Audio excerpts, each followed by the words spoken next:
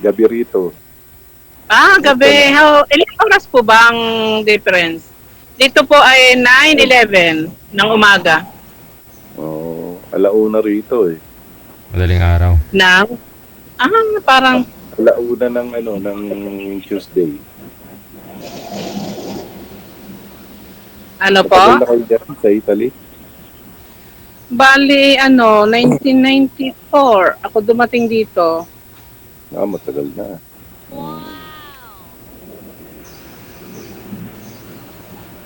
Musta naman dyan ang buhay? Okay naman. Napapagod din kasi OFW eh. Laging pagod. Ang tambay nga, napapagod pero walang kita. Okay lang ho yan, ma'am. Kumikita ka naman eh. Oo naman. Kaya lang nakakapagod na yung araw-araw ganun yung buhay mo. Tapos wala ka pang asawa, no? Okay lang ho sana yun kung may asawa ka. Di baling pagod, no? Wala nga eh. May po kayo, sir? Hiwalay kayo sa asawa or ano? Byudo ako. Byudo ako. Byudo? Byudo ako. Byudo ako. Byudo po. May anak po kayo?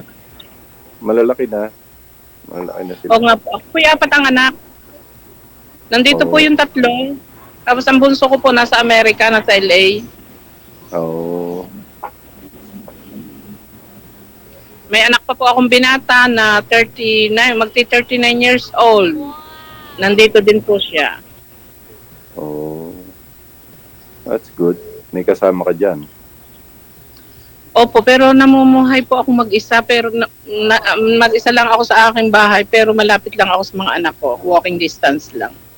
Kasi may mga pamilya na yung 2 babae ko, may kanila silang apartment dito, tapos yung binata ko may kanya ding yun. Pero kami po ay yung every Friday or Saturday night magkakasamang mag-iina. Matanong ko, ilang taon na po kayo? 58 na po ako.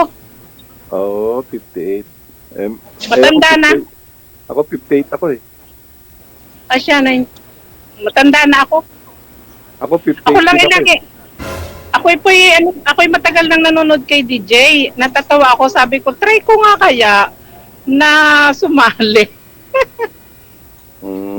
Nag-message ako kay DJ, sabi ko, huwag mong i-live kasi baka makita ng mga anak ko magagalit sa akin.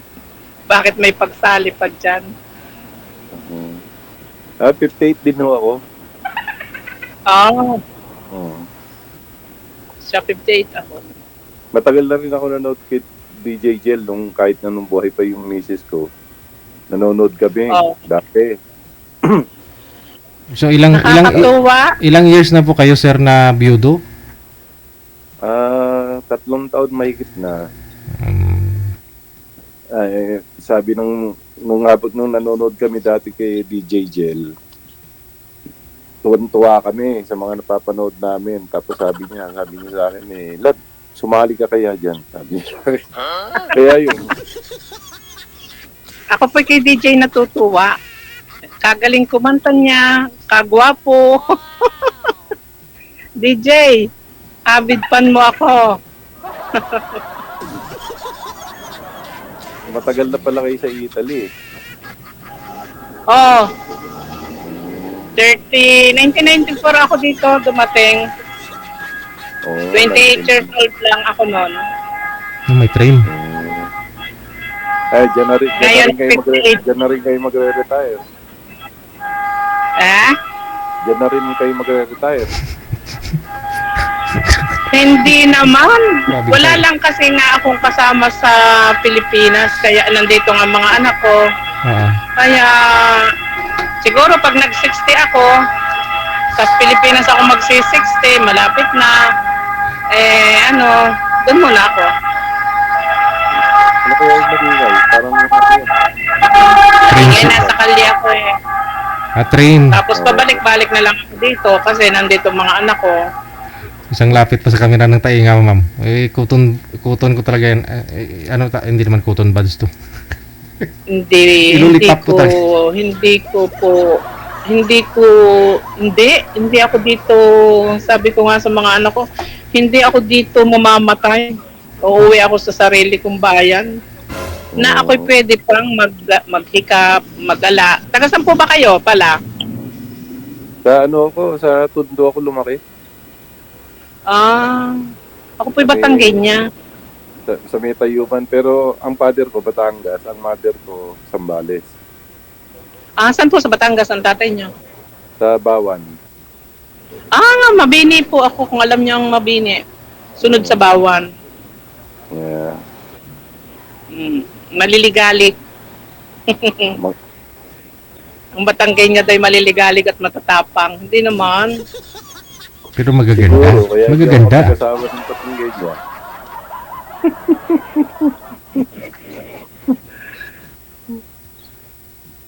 Wala kasi akong kasama sa amin. Nabantay na din yung mother ko. Pero nung buhay pa yung mother ko, every year umuwi ako. Pero nung mamatay ng mother ko, hindi na ako 5 years na akong, last year ako umuwi, pero 4 years bago ulit ako umuwi. Mahirap yung wala ng magulang dahil wala ka ng ano eh. Opo. Ganun niya. Kumbaga sa ano, solo ka na lang sa buhay, ganun. Tapos narito nga yung mga anak ko, nandito yung mga apo ko. Mm. Walang ano, kaya hindi nila ako payagang mag-stay ng Pilipinas ng matagal. Mabuti may mga kamag-anak kayo dyan, may mga anak kayo. Dito po, meron naman. Ikaw, sino balak po kayo mag-for good dito sa Pilipinas? Sino ako? Opo. Alam mo, madaling magplano, DJ eh. Pero kung susumahin mo sa tagal ko na rito, almost 30 years na rin eh. Masarap tumira sa Pilipinas kung tumira. Pero ang iisipin mo, yung healthcare eh. Lalo na pag nagkakaedad ka na. Oo nga po. Diyan Sa Pilipinas kasi, every year naman eh nauwi ako. Pero yung titira na dyan na mag-for good, pwede, pero i-consider mo yung healthcare. Ganon din po. Kahit na marami kang pera dyan, pag nagkasakit ka o kaya labas-pasok ka sa ospital, kahit magkanong ipon mo, unless talagang milyonaryo ka, ganon. Diba? Oo nga. Saka may impluensya. Oo. Diyan po kasi sa Canada, priority din kasi yung health, di ba? Yun kasi yung priority. Oo, yung kahit na gusto mo nang umuwi ng Pilipinas, mapipilitan ka ng Bumalik. mag-stay dito. Lalo na, nandito na mga anak ko, mga apo ko, mga kapatid ko, lahat kami nandito na. Wala na akong uuwian sa Pilipinas. So, babakasyon na lang. So, every year na lang, kung kaya mong bumiyahe. Pag hindi na kaya, di wala na tayo magagawa. Yan ang buhay sa abroad eh. Reality yan eh. Kahit na gusto mo nang Ito umuwi, rin po, unless yung mga healthcare. siguro kung may kapatid akong isa man lang dyan, uwi ako. Wala eh. Wala. So, nagbabakasyon po kayo Ako po dito, sir? Ang inuuwian ko po yung mga pamangking ko. Ulila na po yung mga pamangking ko. Namatay na yung mga kapatid ko. Kaya nauwi din ako para makita sila. Sa'yo, sir, saan po kayo nagsistay pag magbakasyon po kayo dito sa Pilipinas? Diyan sa Quezon City, yung tower dyan, sa may SM. Yung pong Ipina Tower? Yung grass. Okay. Dito sa Sabi North EDSA. North EDSA.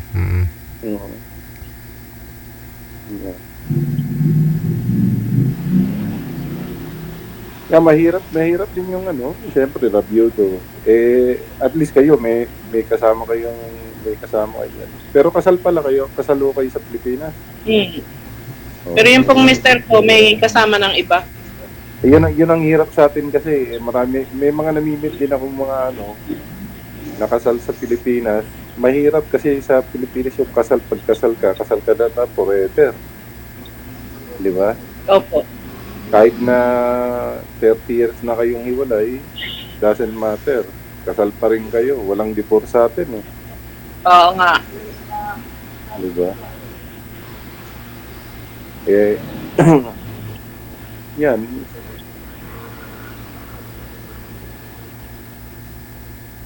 So, kailan kayo huling umuwi ng Pilipinas? Ano po? Kailan kayo huling umuwi ng Pilipinas? Last year. Oh. Na Kaya to masarap- 45 days lang naman ako. Kasi namatay yung brother ko dito. Iniuwi ko siya. Yeah, masarap yung pauwi-uwi na lang hanggat kaya. Mm. Yeah. Kasi mahirap na rin mag-settle sa atin eh. Wala nang pamilya ron, wala na akong magulang din. Ang tsaka ano nga po yung pero kung iniisip yung dito din libre yung healthcare, may ano kami, libre kami dito. Pero malimit, ang tagal naman ng mga ano pa kahit naghihintay ng mga sa mga schedule ng hospital, ang tagal. Eh, depende siguro sa kaso. Dito kapag Oh, emergency, kailangan mo magpa-emergency para madali kang anuhin, yeah. ano. Pero kung para regular check. mga check-up lang, talaga maghihintay ka. Mm. Yeah. Iyan nga Ano nga ang sinasabi- pangalan ko? Rod, Bobot. Rod. Yeah. Bobot bobot. Rod Bobot ako. Yeah. Tagal na- Akala ko palayaw talaga yung bobot, sir. Yun po talaga Ay, rin yun mo. ang palayo ko, yung Bobot. Ah, okay. Mm, yeah. Wala pa ho kayong tulog yan, sir. Kasi Ha? alauna madaling araw. Nakaidlip naman ako kanina. Nakaidlip naman ako kanina. Eh, nakita ko nag-live First time niyo pong sumali dito. Oh, first time ko sumali. Nakakatuwa eh, kasi ano ko eh, biro mo live. Napanood Baka, sa buong mundo. ang dami pala, DJ, dami ng iyong mga followers na friend ko na nandito sa Italy. Nakita ko sila. Makikita ko nila pag nanonood. Oo. At least may makomment talaga sila. Malay mo, baka magkatuluyan ho kayo ni sir. Kasi ayon sa mga viewers natin, netizens, so, may match daw kayo sa mukha, sa edad. Tsaka umaga sa iyo, ma'am, kay sir gabi. Hindi, kahit ako naman, hindi naman sa ano, kahit ako ay hiwalay sa aking ex-husband, kung magkakaroon ako ng karelasyon, sabihin natin, okay lang naman sa mga anak ko. Ayun Basta yun daw, lulukuhin. Ano ang hinahanap ko sa karelasyon?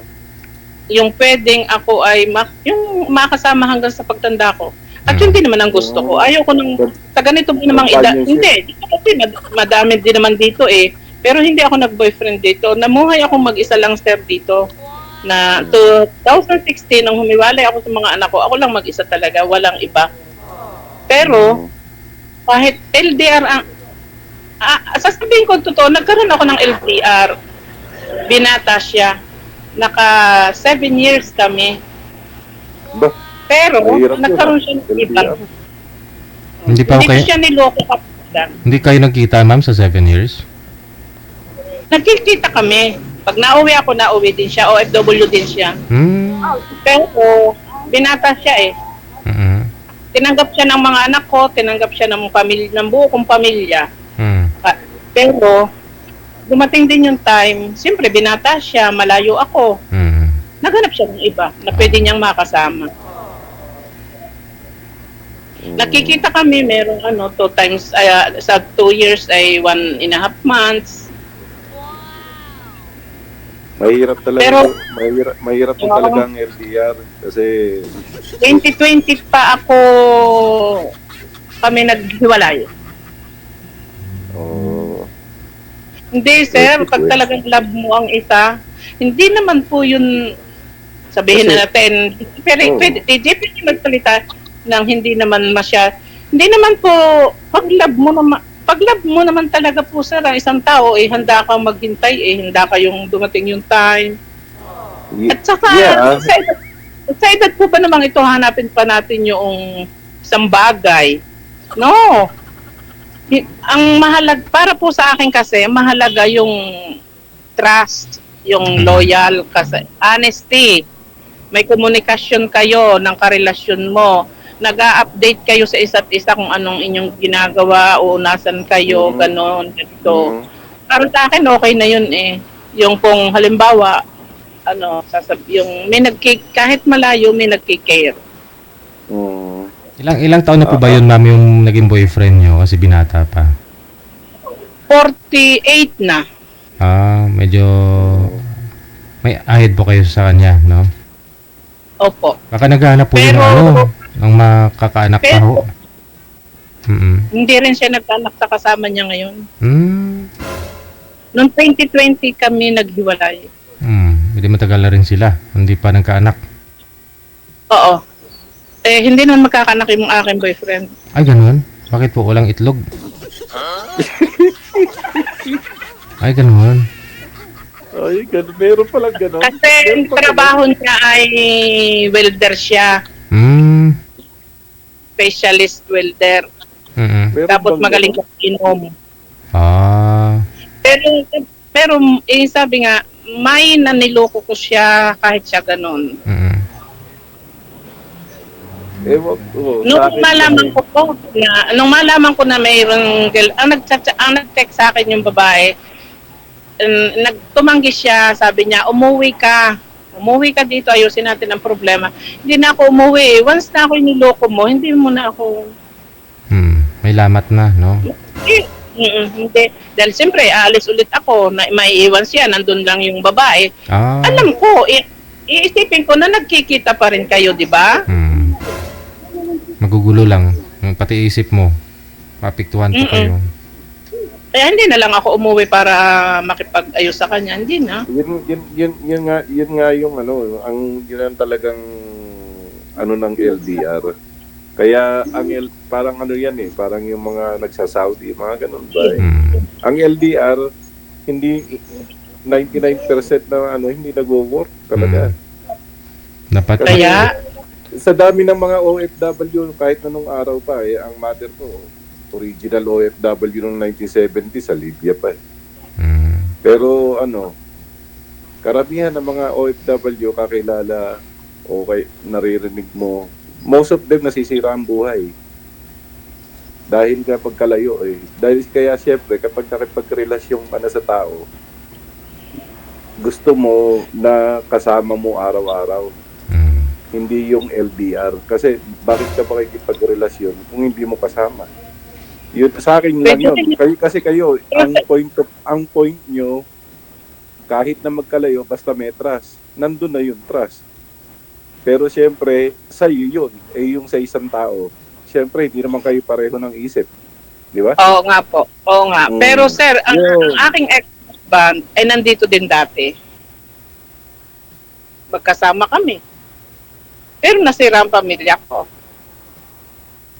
Ako po ay nag-asawa, nagpakasal ako sa aking husband nang ako'y 16 years old, siya ay 31. Nandito kami pareho. Kinuha ko ang mga anak ko, pero nasira pa rin kami. Ganon? Kaya sabi ko, kaya sabi ko po, mabuti pang huwag tayong nag-abroad. Siguro hindi tayo sira ang pamilya. Yung buong pamilya, yun ang pinaka number 1 kong pangarap sa buhay ko. Karamihan naman ho ng abroad nasisira ang buhay. Karamihan. Bihirang makarinig ka na nagkaroon niya ng pera pero sira ang pamilya.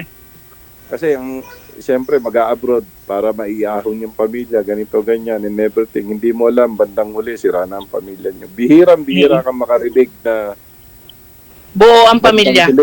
Umayos ang buhay. Bihira. Pero karamihan ng maririnig mo, sira ang pamilya. Oo. Bakit po nangyaring ganun, ma'am? Kasi magkasama na po kayo dyan, ma'am. Ba't po kayo naghiwalay? Buongiorno, sa pera. Ah, Kasi ang pera niya, kanya ang pera ko para sa amin. ayun lang. Pag nagtatalo kayo sa pera, yan ang number one malas sa pamilya. Mm. Pero nagtiis ako na ganun. Sinolder ko lahat yung ano ng aking mga anak. Wait lang ha. Hindi ko na kinaya. Ang sasabihin ko lang lahat ito totoo ha. Nakita ko kasi siya na pangalan lang niya.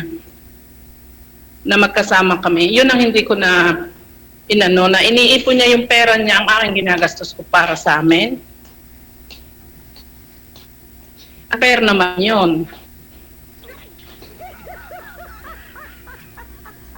Tama kayo. Ang pera, basta pinag-awayan na ng mag-asawa, mahirap yan. No.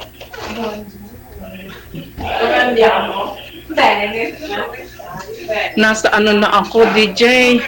May trabaho po kayo, ma'am? Yes. Okay. Sige, no problem.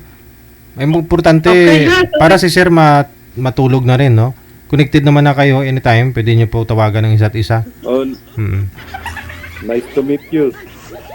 Ingat Sige. kayo dyan. Maraming salamat. Good luck po. Connected na po kayo. Tuloy-tuloy lang po yan. Pag may free kayo, pwede nyo ipagpatuloy yung pag-uusap. May free time kayo pa rin. Salamat. DJ. Thank you. Thanks po. Okay.